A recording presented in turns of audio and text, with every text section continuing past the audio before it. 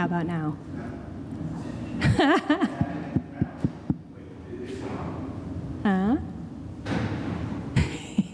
Wait, is it on? Hey! Yay for technology that Hildegard did not have. So as Sean alluded, this will be a little different. She was part of the very early 2nd century, in the first 100 or so years of the 2nd century. The first 2 pieces are one of many that she dedicated to the Virgin Mary. And after those 2 pieces, we'll talk a little bit more about her. But the first one will be Ave Generosa.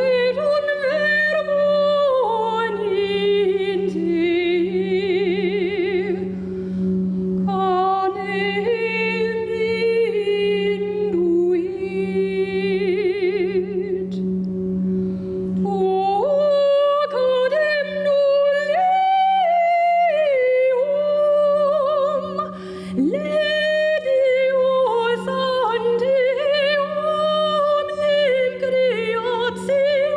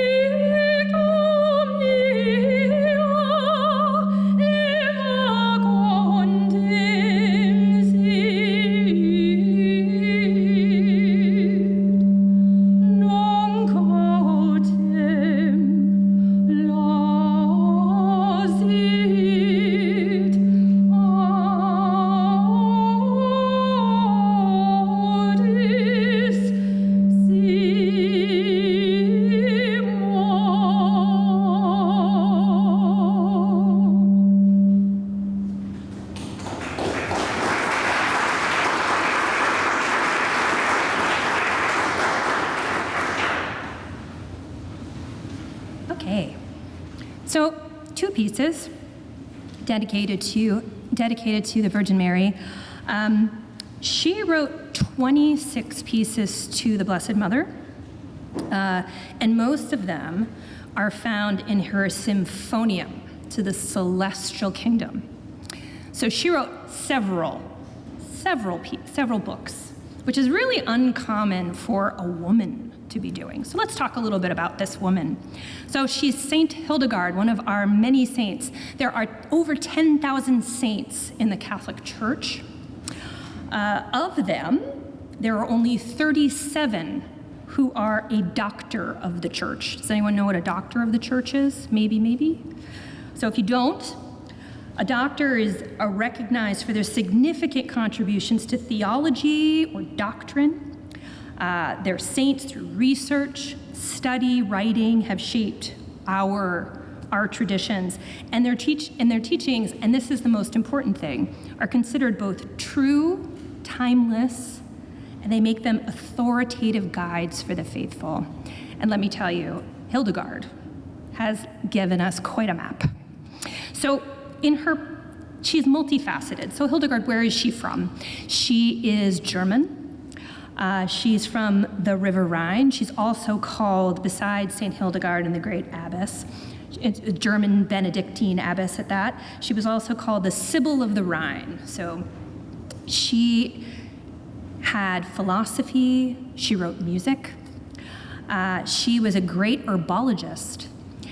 She has tinctures and recipes for ailments and salves that can be used even today.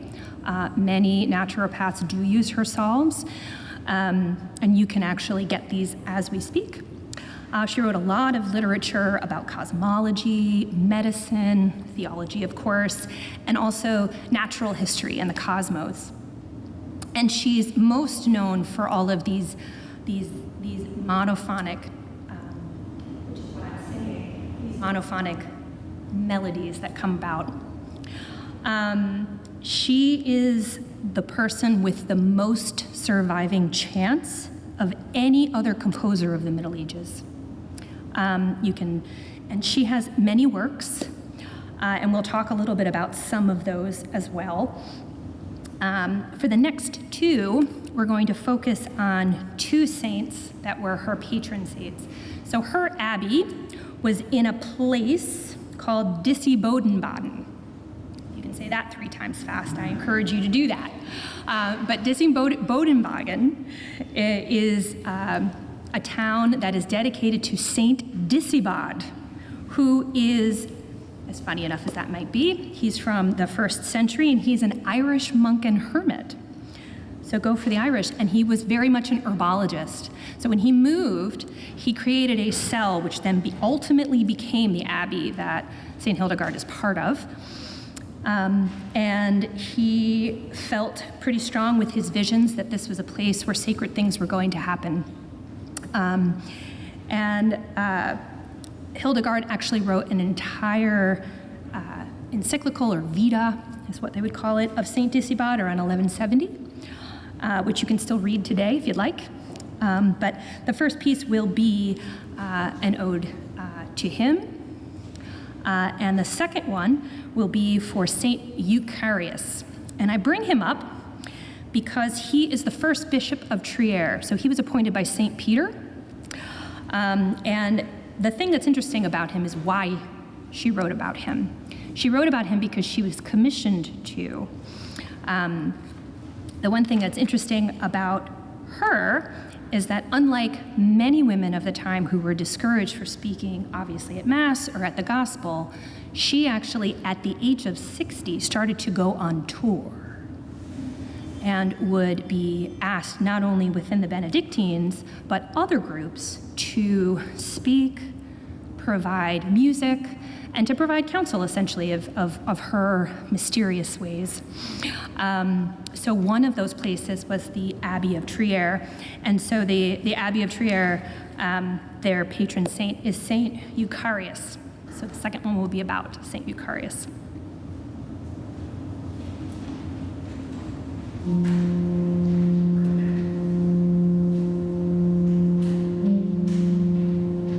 Oh.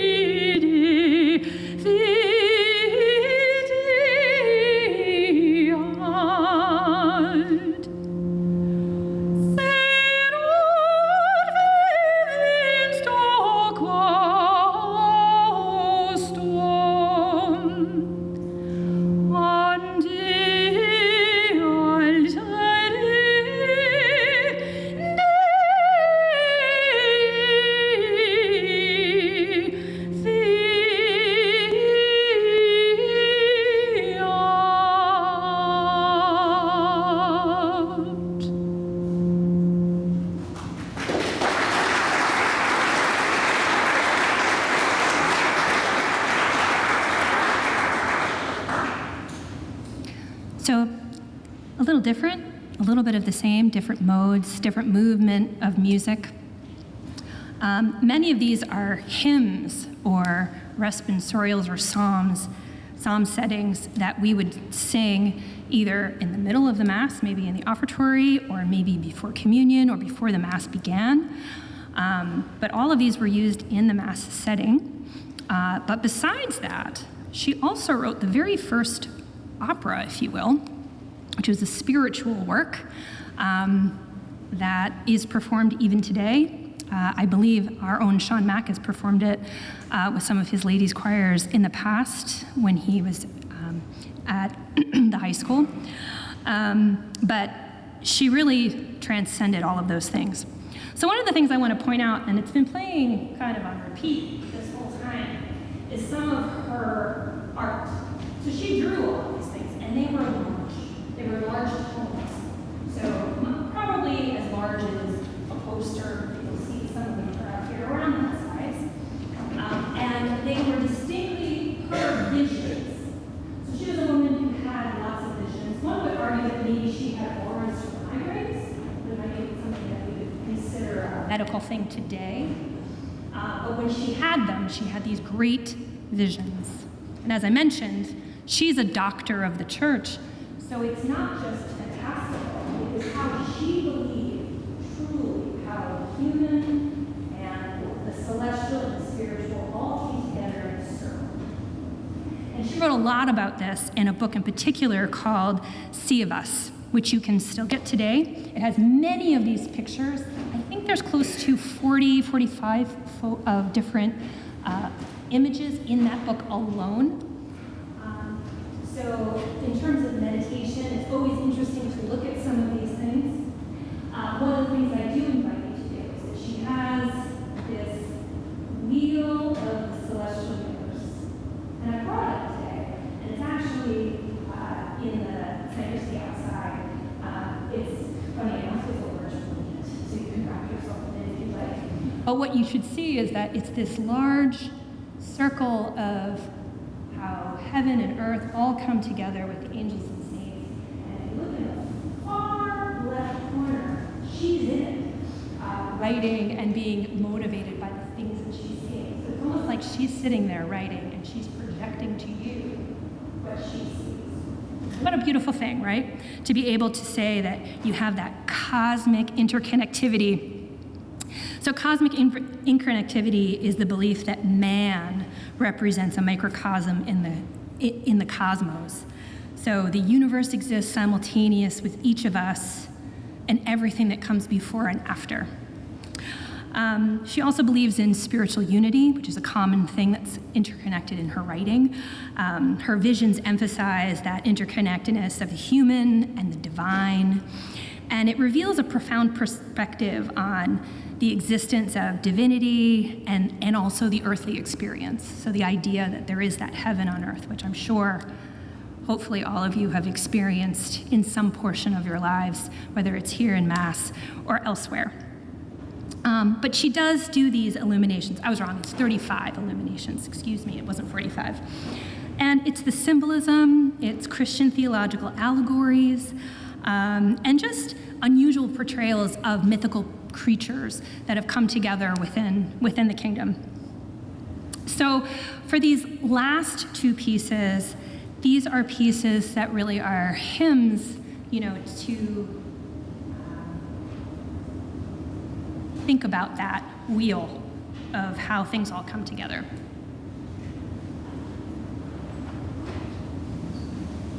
Amen.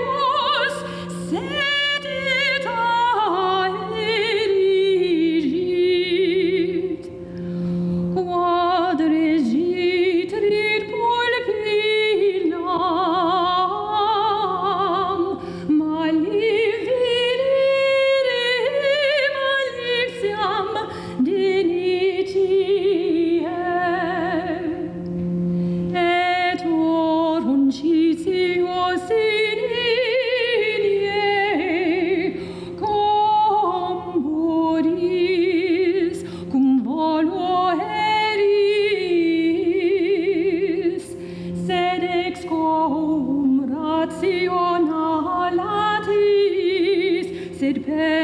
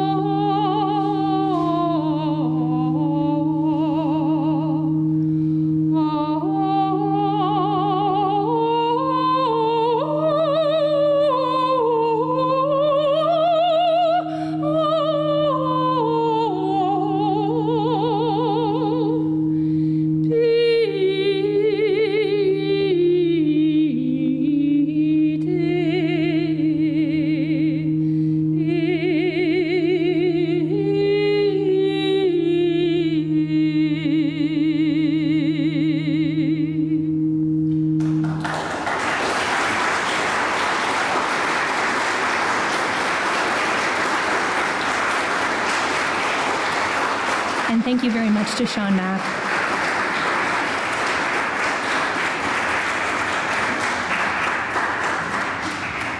Yes, this was probably one of the hardest organ parts ever to play. So thank you so much. Like I said, I know you put a lot of work into this and craziness in the beginning of the year, but thank you so much. What is the